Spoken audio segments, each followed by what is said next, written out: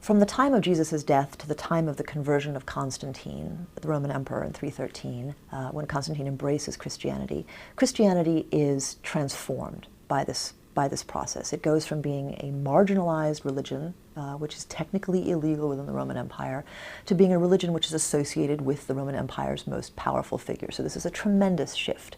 So one of the things we need to ask is, how does Christianity itself become transformed or converted even through this central change? Christianity in the generations after Jesus' death had been challenging to the Roman Empire. Jesus himself had been executed as a political insurgent by the Romans. And many of Jesus' followers in the decades after his death, some of them, in fact, would have grasped this idea of Jesus as a political leader and may, in fact, have been involved in the rebellion of the Jews against the Romans in 66 to 69 CE. Others of Jesus' followers would not have thought of him so much as a political leader, but even by preaching the message of Jesus would have been considered to be dangerous by the Roman state. A great example of this is Jesus' follower, Paul of Tarsus, who is a Jew, but he is also a Roman citizen. And so he can't simply be dismissed as a crazy political insurgent, because he has to go through a whole due process of justice in order to be tried by the Roman state.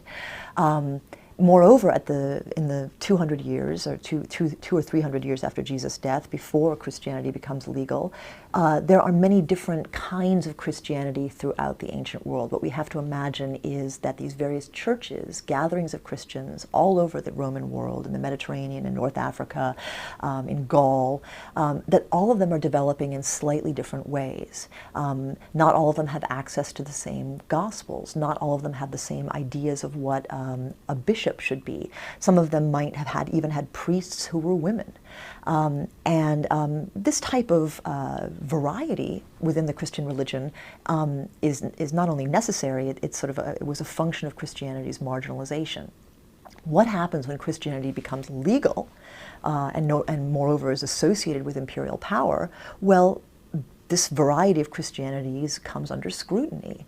And when Constantine calls together all the Christian leaders for a council in the town of Nicaea, it becomes very apparent that these Christianities are not the same. And yet, in order to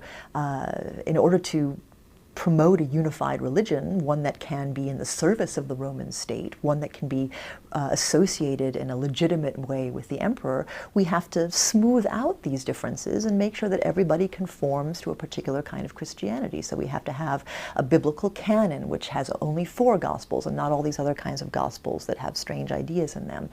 So the very Christian Bible that comes down to us as today is a product of Roman authority being imposed upon this Christian religion. So Christianity itself is radically transformed through this alliance with the Roman state.